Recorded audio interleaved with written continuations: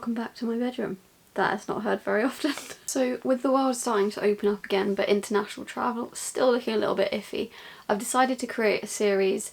It's going to be all around the UK, England, Scotland, where you can go, more hidden spots, how to be more responsible. So there'll be loads of content on the UK to provide you with budget locations, budget ways of travelling. In this video I'm going to be showing you some of my absolute favourite adventures, all the way from hiking in the Lake District down to camping in Cornwall. I'll be giving you all the tips, where to stay, where to eat, where to get your drinks in. So stay tuned and we will discover some of the UK.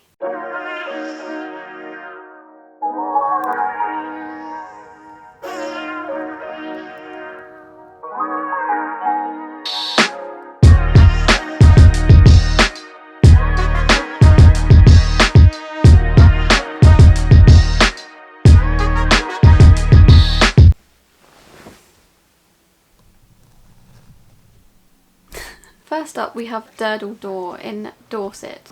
Dartmoor is one of the most famous rock arches in the world. It's actually believed to have been formed around 10,000 years ago when the sea broke through the limestone rock.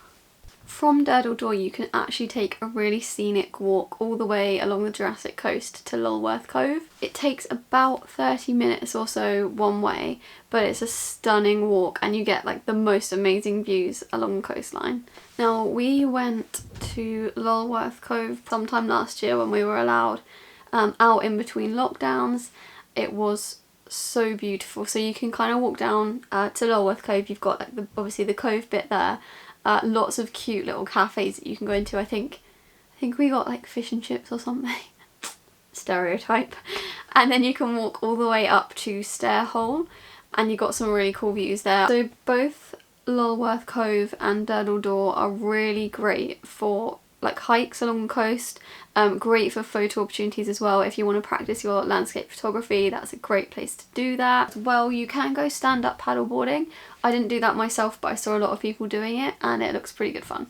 So where do you stay? Well, we stayed in a campsite called Ulysses Farm, I think that's how you pronounce it. That is a bit sketchy on like its opening dates. We stayed there in August. I think that might be the only month it's open, but I have found an alternative campsite, Osmington Mills Corner campsite. I haven't been to that one myself, but it does look pretty good on the website, so that's an alternative if the other one isn't open. Where to eat? Well, at the campsite, if you do manage to make it to Ulysses Farm, they have a wood-fired pizza oven van type thing, which is so good. So you can go and sit by the coast, by the beach, or like just at your tent if you're with pals, and take your pizza, and it's so good. Alternatively, quite close by to the campsite is a place called Kimmeridge Bay, and they have a really good Mexican food truck there called Cilantro, I think it's Cilantro, and he's usually there about 12 till 6 daily. Check it before you go because it might have changed due to like lockdown and everything, but oh my god, it's so good. Alternatively, you can just pick up a barbecue, go down to the beach near Ulysses Farm, or I think a few other beaches might do this as well. I know definitely the one near the farm does. If you walk through the farm and then sort of down the steps, you can actually have a barbecue on the beach, and that's a pretty cool alternative. In terms of where to get drinks, there's usually, so I know definitely at the farm there's a campsite, there's a farm shop, and you can get local beers, really cool local ciders as well, and then you can walk down to the beach, chill on the beach, listen to the waves, and yeah, pretty cool.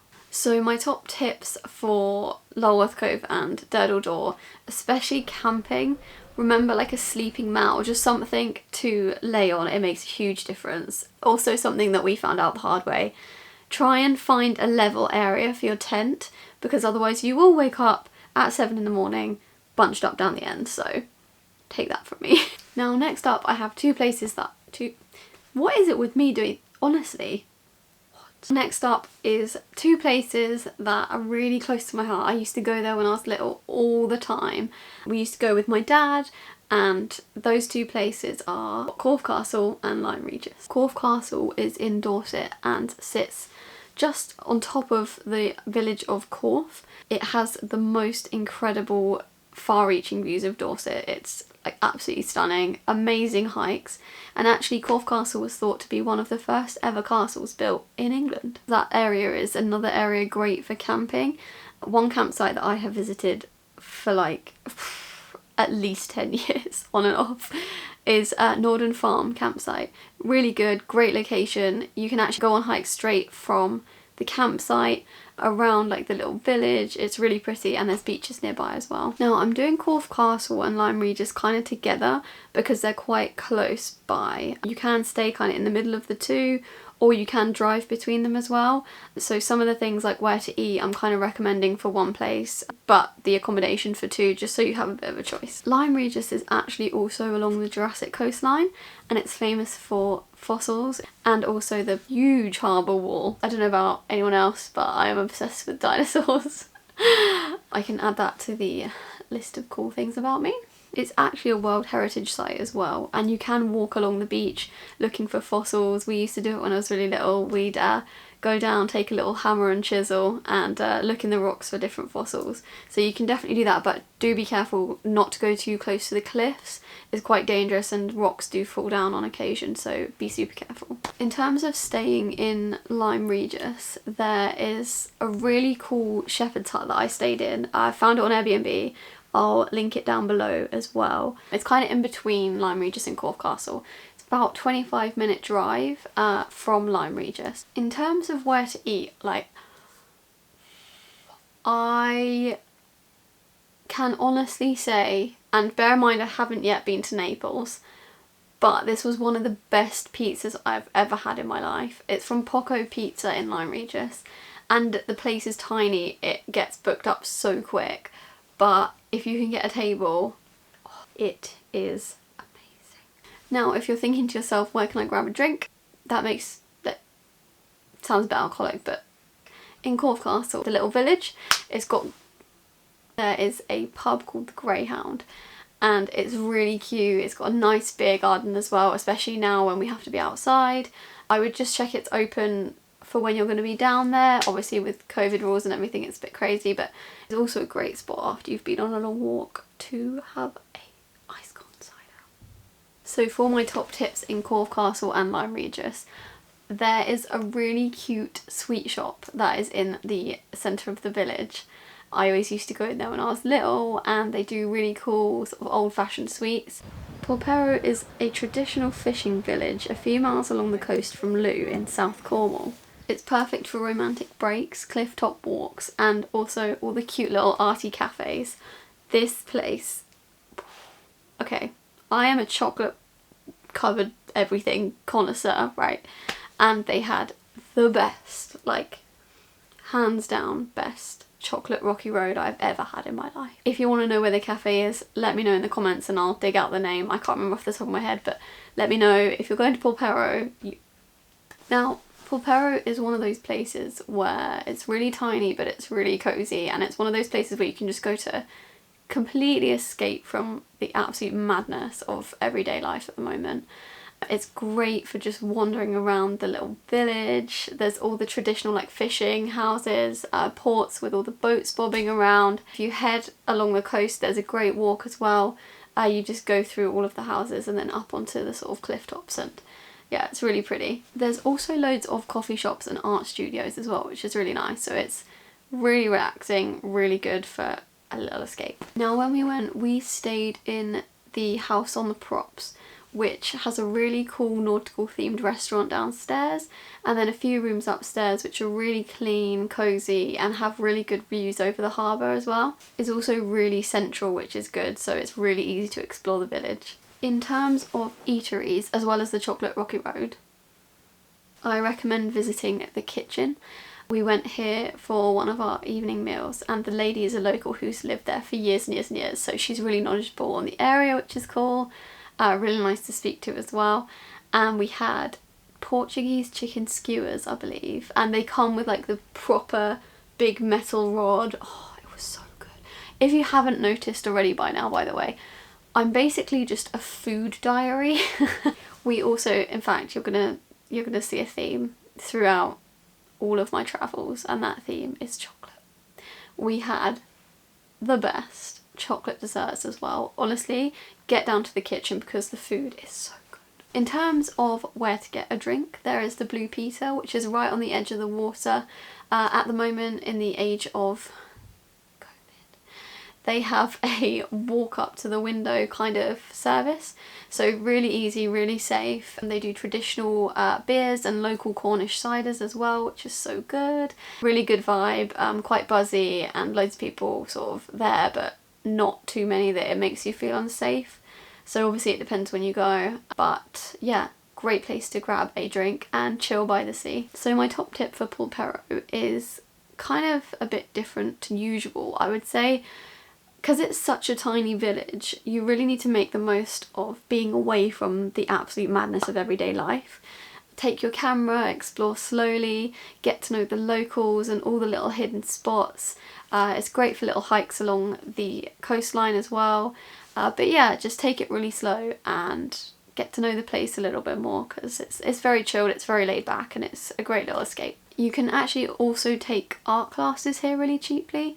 So again, it's a very creative, arty kind of place and somewhere to just, yeah, chill. Next we head even further along the coastline to the south of Cornwall, and we are heading to Falmouth. Falmouth is much more lively and even further along the coastline. It's got really surfy vibes, student pubs, and some of the world's best pasty shops, obviously, because it's in Cornwall. Falmouth obviously has a lot more students, so it's a bit more of a kind of vibey, alive place. Don't know what that was. There's loads of vintage kind of surfy shops, like independent boutiques, really nice restaurants as well with a few different cuisines. So loads of stuff to try there. You can also head to one of the 2 piers that are in Falmouth and head over on a little ferry, very cute little ferry, really easy to do, to St Mawes, which is about 20-minute little boat ride away. It's a really cute little harbour, and you can explore over there as well, so it's like a little extra day trip that you can do. So it's like 2 in 1. So in Falmouth we stayed in a hotel this time called the Lerryn. I think I'm pronouncing it right, it's Lerryn. Again, I'll probably link it below. But it was a reasonable sort of like 10 minutes-ish walk to the town centre, so it's quite good because it's slightly on the outskirts so that it's a bit cheaper, but it's still really, really easy walk in. We did this walk several times, really easy. I think I even did it in heels once, so it was quite a nice modern hotel. The rooms had sea views and were really clean and comfortable as well, with nice like modern bathrooms and everything, so yeah, recommend. In terms of where to eat in Falmouth, there is so many different places you can choose from. We went to Cribs, which was a Caribbean restaurant. They had such good food. I think I had the pork belly with rice and it was so good. They also have a really good cocktail menu, which takes me on to where to get drinks from in Falmouth. Like I said, we had cocktails at Cribs as well, and they had a huge menu, like really long menu of cocktails, so would keep you busy for hours or a few minutes if you're a lightweight like me. Alternatively, you can get a really nice cup of tea and scones from Fuel. It's a really modern, nice cafe where you can just chill out.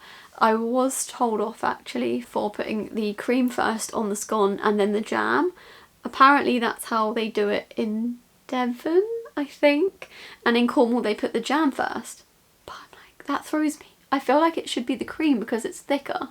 Anyway, what do you think? Let me know in your comments, because I feel like this could be a massive debate. And yeah, for me it's cream and then jam, but what do you think?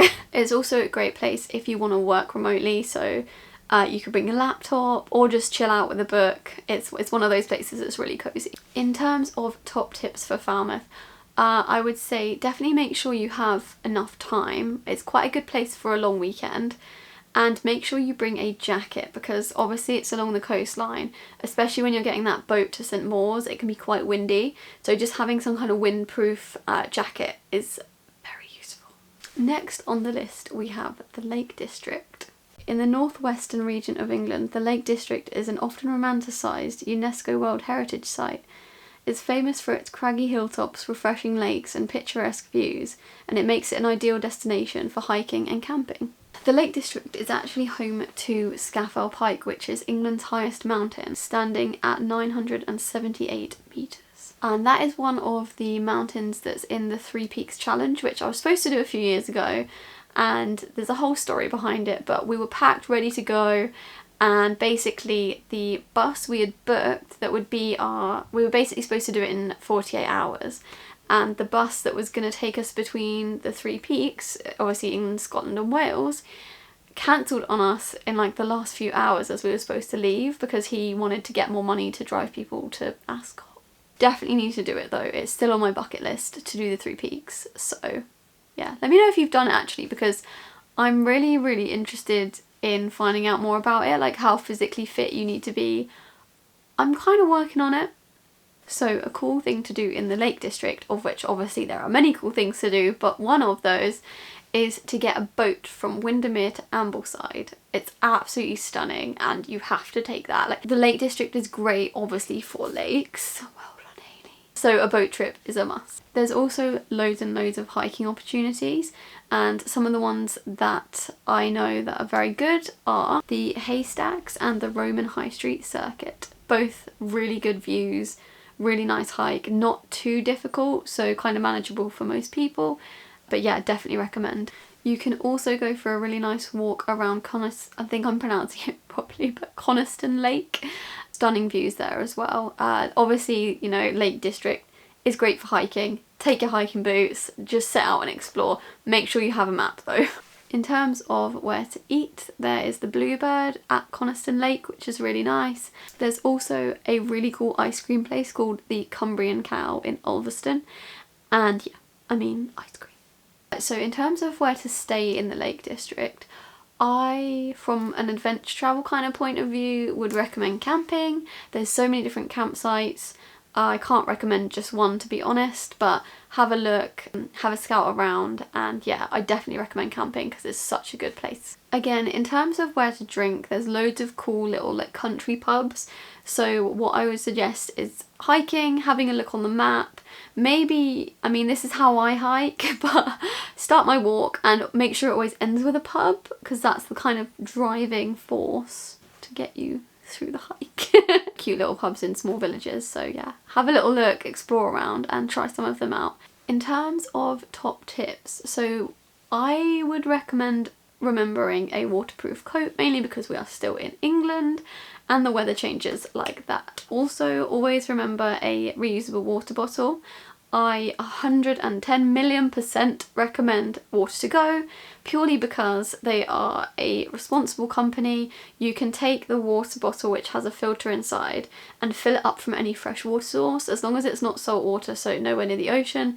But, you know, in the Lake District, it's perfect. You've got lakes, you can literally just dunk it in, twist the cap, you've got the filter in there, and you've got fresh water, and it's amazing and free. Also, just make sure if you are driving up there that you are going really slowly and carefully on the windy roads. There's loads of nature and you never know what's around the corner, so just make sure you're being really careful when you're driving. Those are my top places to explore in the UK at the moment. Great for staycations. Obviously we can't really go abroad at the moment, it's quite difficult, so lots of exploring in England to be had. Definitely recommend the camping if you can. I know a lot of people are a bit scared of camping, but it's actually really good. The key really is with these places, and while you're sort of getting back into exploring after being stuck inside for so long, is just to kind of wander and get lost really.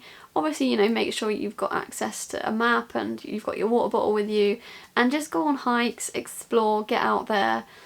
Get to know some of the places that maybe I haven't mentioned as well, so you can always start at certain places and then just go for a wander and see what you can find. Let me know in the comments if you have been to or plan to visit any of these places, and if there's anything I've missed out, or if there's any questions you have, feel free to ask in the comments. I will be replying to all of them. Like I said at the beginning, this is going to be a video in a series of videos all around the UK. I'm going to be going up to London. I've got a weekend booked at the end of May, so keep a lookout for that.